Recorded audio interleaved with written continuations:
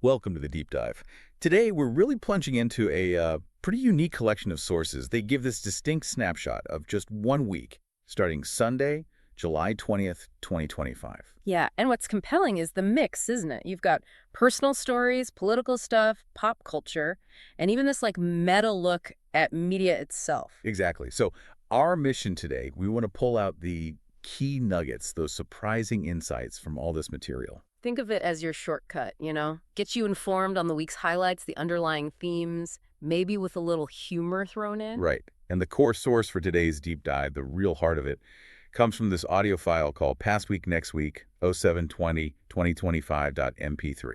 Now, it's presented as a comedy show, but honestly, it's packed with detailed, revealing stuff about recent events and opinions. So let's dive in. Let's unpack this week that was, starting with some personal updates from the source material. Okay.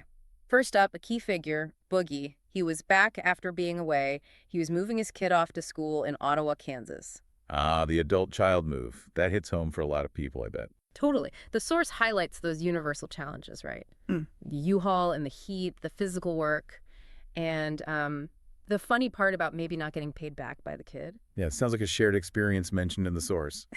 But the week also had these, real highs and lows for another host. Right, like a really serene Wednesday, spent on Blue Springs Lake with Mayor Rory Rowland from that Coaching for Performance podcast. Yeah, and the details. Paint a nice picture. Rented pontoon boat, deli sandwiches, chips. And swimming. After a long time, apparently. Plus these redneck floaties made from water noodles and zip ties.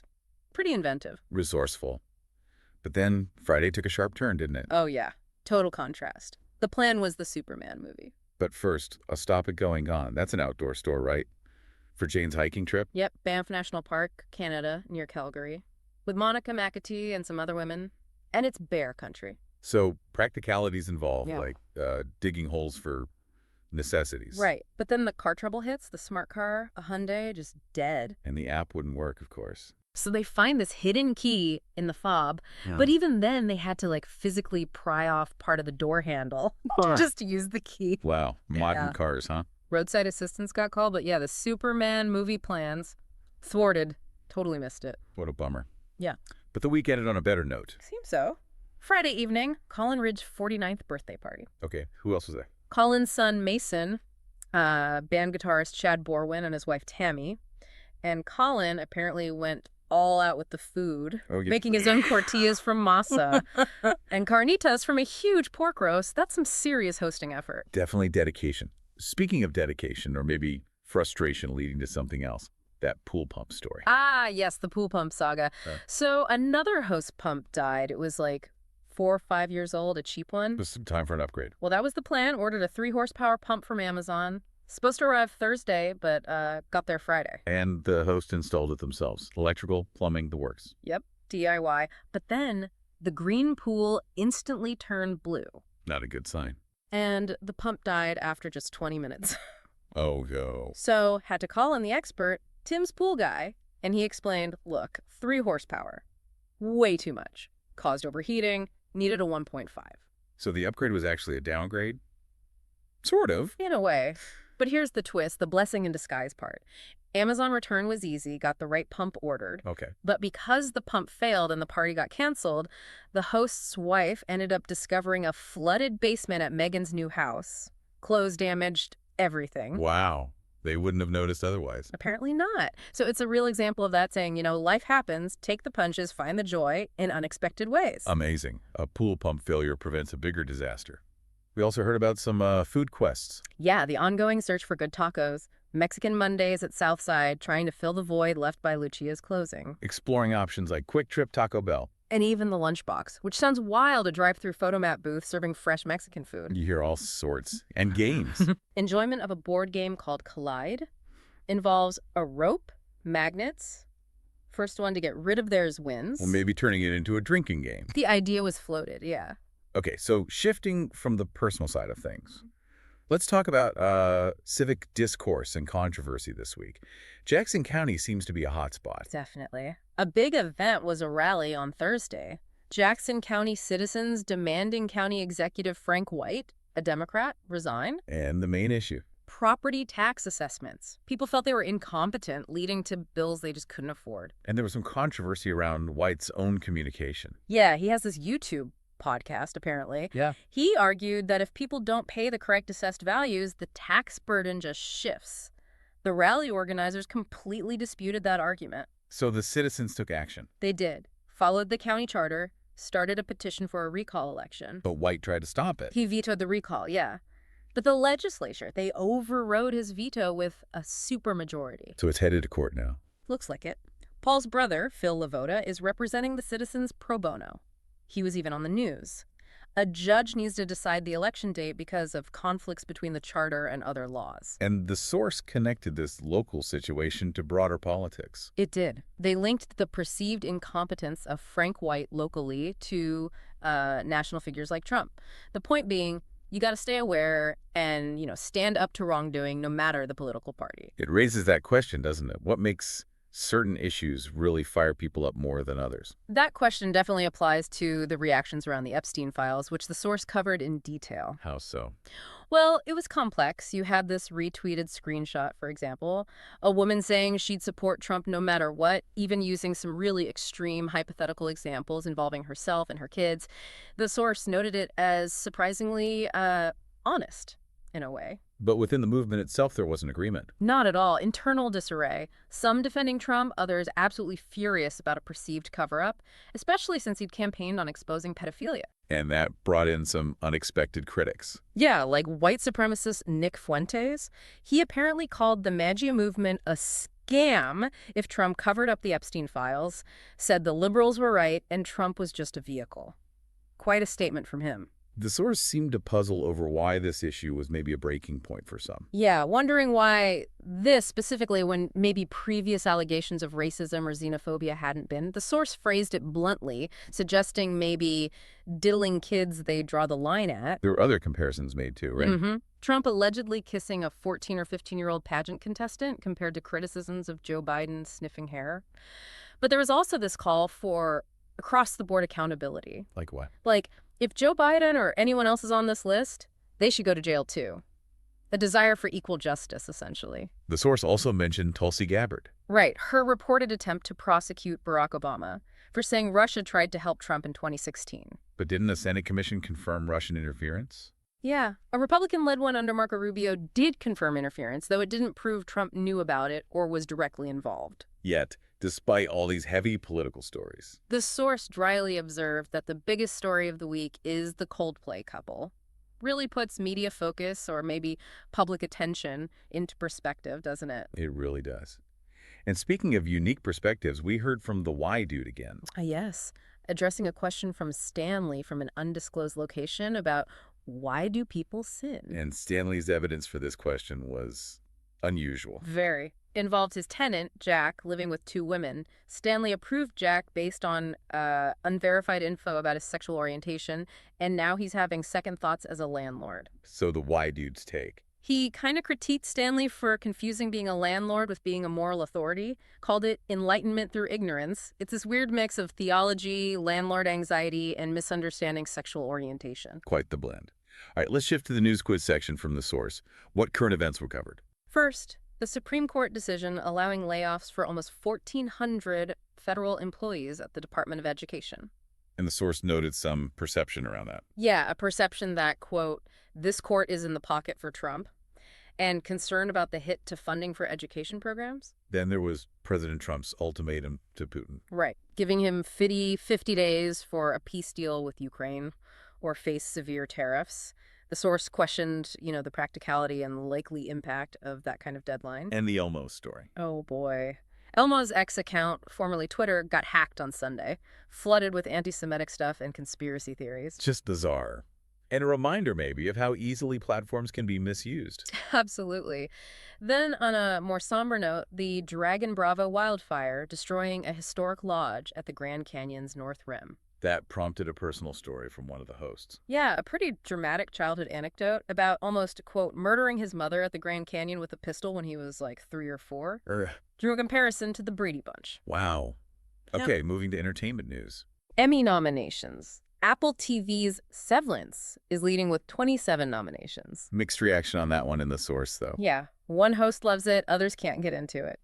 Also mentioned enjoying another Apple TV show, Silo. And Billy Joel documentary. Yeah, a rockumentary on HBO called It Well Done, covering his career and the significance of Piano Man. All right, now for the special feature. The deep dive into the new Superman movie. This is a big topic. Yeah, I mean, one host, presumably me, based on context, gave it a hard 9, really liked it. Felt it was a strong, venerable Superman, idealistic but relatable. And Rachel Brosnahan as Lois Lane. A standout. Really captured that modern journalist vibe, always in the middle of the action. And Jimmy Olsen, quite different. Chefs. The source described him as someone who, well, let's just say he's got an edge and isn't the traditional nerdy type. Uses stronger language in the source. Okay. And the Justice Gang. Yeah, these sort of third-rate heroes. But it worked. Created that comic book universe feel without endless origin stories. And Lex Luthor as the main problem, just like the comics. The theme felt relevant, too. Very. Media manipulation, twisting truth. Felt timely. But there were contrasting views, right? Boogie's perspective. Right. He's a huge Snyderverse fan, loves Man of Steel, seen it 6 times, likes it more each time. So he was worried about James Gunn's take. Initially, yeah. Feared it might be too campy, but he ended up being pleasantly surprised. And he made that point about appreciating different versions. Exactly. It doesn't have to be either or. Like different comic book runs, you can like both. Which is a fair point, though the first host still had some small issues. Yeah. Preferred the classic S symbol over the Kingdom Come style one they used, and felt the Kryptonian parents' message was maybe a bit out of character for established Superman lore. But general agreement that light Superman, dark Batman is kind of the ideal. Pretty much. Explaining why Man of Steel felt too dark for Soupies. So, digging into the characters more, we mentioned Superman and Lois. Who else stood out from the Justice Gang? Crypto the dog? Boogie apparently loved Crypto, called that part fun. Mr. Terrific. Portrayed as the smartest man, like an Elon Musk type, with tech. Funny. A good guy. And Green Lantern. Guy Gardner, played by Nathan Fillion, apparently nailed that jerk hero persona perfectly. The source also praised James Gunn's ability to bring heart to it. Yeah, that end scene with the robots playing the message from Superman's Earth parents was highlighted as an example, and how the movie just drops you into this world where Metropolis is used to monsters and the Justice Gang handles things, no need for long backstories. Okay, but then there's the controversy, the whole woke debate, especially fueled by Fox News, according to the source. Right. Jesse Waters was mentioned, complaining about Gunn saying Superman is an immigrant story, and about kindness, calling it a terrible analogy. And he made some jokes. Yeah, about a love scene with Batman and Robin. Claimed the actor, David Cornsweet, refused to say truth, justice, and the American way, choosing all those good things instead. Said the movie lectured and threw ideology. But the source provided some important context here, didn't it, about the motto? It did. Turns out DC Comics officially changed the motto back in 2021 to truth, justice, and a better tomorrow. Why the change? To be more universal, global, relevant, hope for all humanity, not just one country. And frankly, marketing, American way, can be alienating globally. Dropping it helps sell stuff worldwide. And this isn't unique. Nope. The source gave examples. Coke dropping America's Real Choice, Captain America just being Cap overseas, TMNT becoming Hero Turtles, Pepsi's infamous translation issue. It's common practice for global brands. So the source offered some strong counter-arguments to the woke label. Very strong. One quote was basically, the movie isn't woke, you're just uncomfortable by acts of kindness because you're evil. Oof, strong words. Another point. Superman has immense power but chooses kindness because he likes us.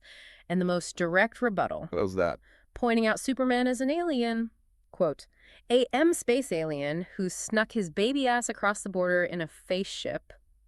Kal-El from Krypton, who even renounced his U.S. citizenship in the comics once. So the conclusion was... basically, superheroes are not for y'all if you hold racist or xenophobic views because you're missing the core of the characters. Interesting points. Any post-screening reactions mentioned? Just a note about Kryptonian language spoken by a character described as Netanyahu-like, and a texter asking if Lois Lane is like Ann Landers. And box office. Doing well. Second highest grossing movie of the year so far, behind only Minecraft. Okay, let's move to the quick hits and listener insights section.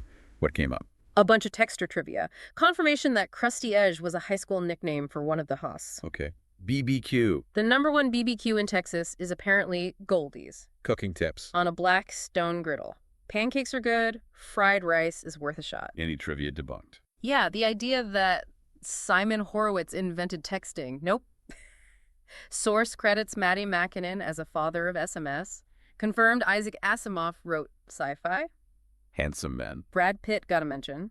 Described as devastatingly handsome. And drones in warfare. Agreement that small drones are changing things, and it's kind of scary. We also heard about Trump again at a soccer ceremony. Yeah, apparently got international ridicule for staying on stage too long and allegedly keeping the real trophy.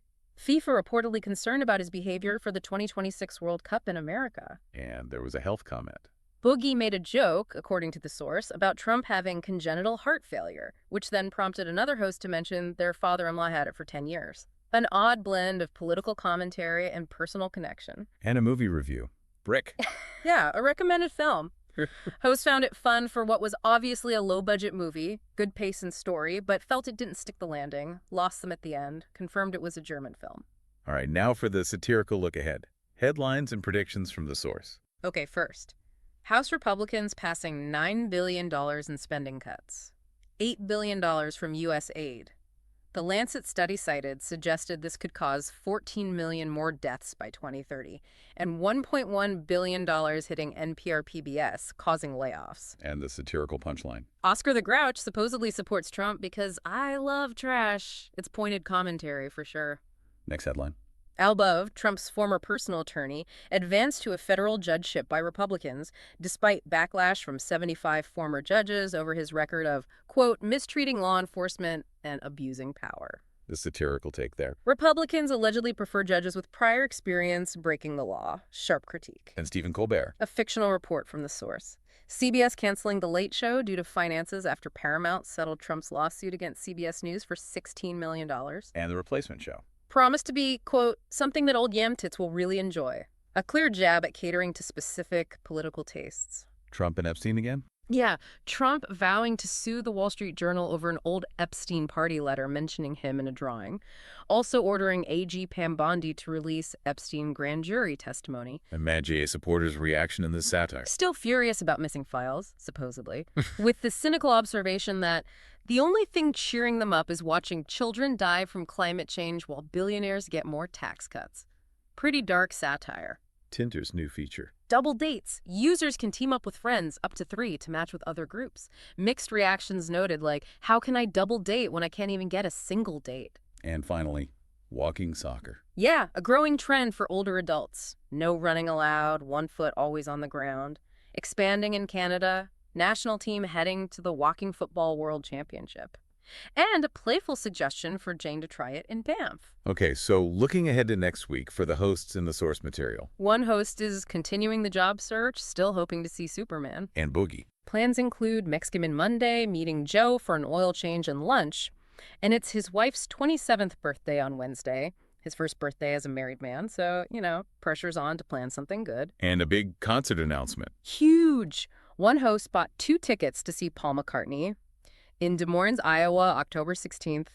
Hotel room booked and everything. How much were the tickets? $200 each, noted as not a lot for a big-name act these days, compared to, say, Earth, Wind & Fire at $170, $180. Seems like an unusual splurge for this host. Definitely sounds like a big deal for them. Okay, now for that meta-reflection above this deep dive itself. Right. Paul's new catchphrase, I am the source, and his reaction to how this analysis show interpreted their Past Week, Next Week show. What was his critique? He took issue with us calling their comedy show deep or saying they had personal conversations, despite their disclaimer about it being just goofiness, fellowship, and fun. So, a broader point about media. Exactly. His take, in his words, is that all media, including their show, is bull and nothing's real. He said their friendship is genuine, but it's still a performance. His goal is in depth, then. His stated aim is just to provide facts, not make it bigger than it is. He echoed Phil Henry, this is about me, this is about us. It's a really interesting self-aware commentary on making content. And finally, back to Superman, but the music choices. Yeah, kind of unexpected. 5 Years' Time by Noah and the Whale, during a scene where Mr. Terrific is apparently destroying the military. And Iggy Pop. I Am a Punk Rocker, played at the end, described as quirky, hideous, classic James Gunn choices. And the interpretation of those choices. That they reflect Superman's naive, simple, and sweet, kind of boyish quality in this version, even more so than the host felt about himself, apparently. Interesting. So as we wrap up this deep dive... You really see it, don't you? How all these events, from local politics to movies, show this constant tension between the stories people tell, the curated narratives, and maybe the underlying realities. Yeah. What does it mean for you, the listener, when even things that seem straightforward, a superhero's origin story, a tax bill, get tangled up in all these layers of interpretation, marketing, spin, and just deeply held beliefs? It's definitely something to think about. Indeed. Till next time, stay curious.